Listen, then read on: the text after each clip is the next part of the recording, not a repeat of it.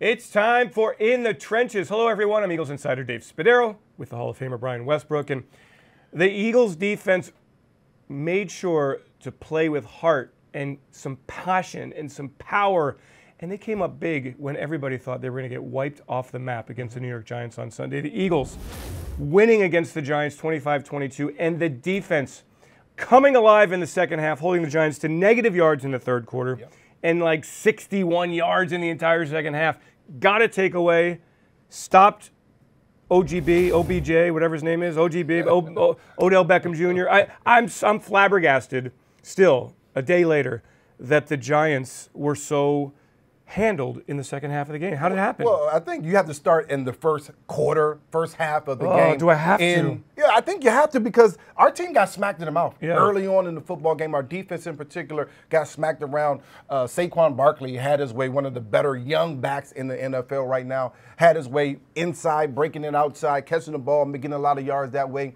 And I'll tell you the truth, our defense could have folded very early in that football game because they're getting beat up by Eli and Saquon and Odell Beckham Jr. doing a pretty decent job there. But they came alive in that end of the second quarter there to get that interception. Big time play there. We'll talk about it, but I'm just glad that they showed up. They didn't allow that team to back them down and continue to push them down. They actually said, okay, all right, that's enough. We're not going to take that anymore. Showed to be a different team, especially in the second half. Yeah, and just to kind of put it all in perspective, the Eagles didn't have Jordan Hicks at middle linebacker, didn't have Jalen Mills at cornerback, didn't have Russell Douglas at cornerback, didn't have Sidney Jones at cornerback, didn't have Avonte Maddox at safety. Of course, Rodney McLeod out for the season, as is Ronald Darby. So they went into this game with a skeleton crew, including Devontae Bosby, Cre'von LeBlanc. They used Trey Sullivan, Corey Graham at the safety position. Shandon Sullivan started at safety, or rather at cornerback, got hurt. Malcolm Jenkins came down and played in the nickel position. So the Eagles, I mean, Jim Schwartz, give him a lot of credit, put together a scheme that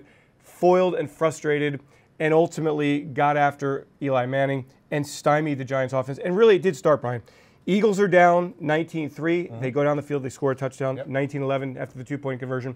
Late in the first half, Eli's driving, throws the interception to Malcolm Jenkins, and everything changed. One of the things that Andy Reid used to always tell us is we need to score before the half, and when we get the ball back in the second half, we need to score again, put it down the throat. That didn't exactly happen the way that Andy Reid would draw it up, but we scored, just like you mentioned, before the half. Our defense came alive. They're allowed the Giants to drive down the field. They're almost inside the 20 at this point. Malcolm Jenkins comes up with a huge interception. That changes the momentum of a Giants team that literally has been moving up and down the field at will most of the first half.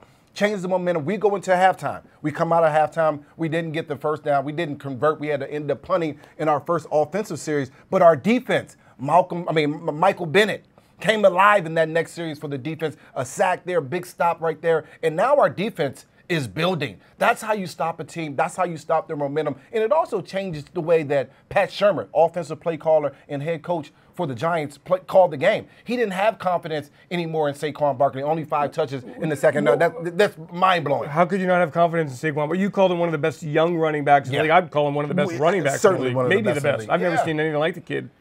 Tree trunk legs, the moves, the power, the speed. No, he is an exceptional runner. I think when Pat saw what our defense was doing, at this point our defense, instead of coming in, they started playing their lanes, they started playing their fundamentals. They didn't let them bounce outside, which they allowed them to do a couple times in the first half. I just think that Pat wasn't, he thought that he needed to go down the field and score points, and our defense didn't allow for that because our front four actually played much better in that second half. Chris Long, Michael Bennett played a different type of ball game. Odell Beckham Jr. targeted 9 times, 5 catches, 85 yards.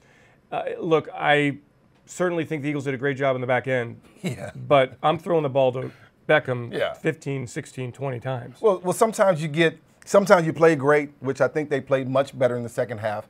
And sometimes you get a little assistance from their head coach and play caller. Pat Shurmur did us an awful lot of favors, only giving the ball to Saquon 5 times in the second half and not targeting Odell Beckham Jr. nearly enough. Sterling Shepard, another good receiver, nearly enough in the second half. I'm not quite sure what he was doing, but I'm glad about a victory. Yeah, but certainly a tip of the cap to Devontae Bosby at cornerback, who had 6 tackles. Camus Grugier-Hill had 7 tackles, 2 tackles for loss, played very well at a refangled, a newly constructed defensive front seven without Jordan Hicks. They put Nigel Bradham in the middle. Yep. Nathan Gary played. Camus Grugier-Hill played. And they played well, certainly very well, in the second half. So he played extremely well. And as you said, the front attacked Eli like we knew they had to. They had to not only win the front, they had to dominate the line of scrimmage. Make him work. I mean, there was a couple passes in that first and second half, most importantly, that Eli is chucking and ducking. He's throwing the ball up and ducking at the same time. That's the point that you want to get Eli Manning to. Our defensive line did a great job in the second half, had him ducking an awful lot. And the Giants just 1 of 3 in the red zone, so the Eagles certainly did the job. Keeping the season alive. Now you hope for some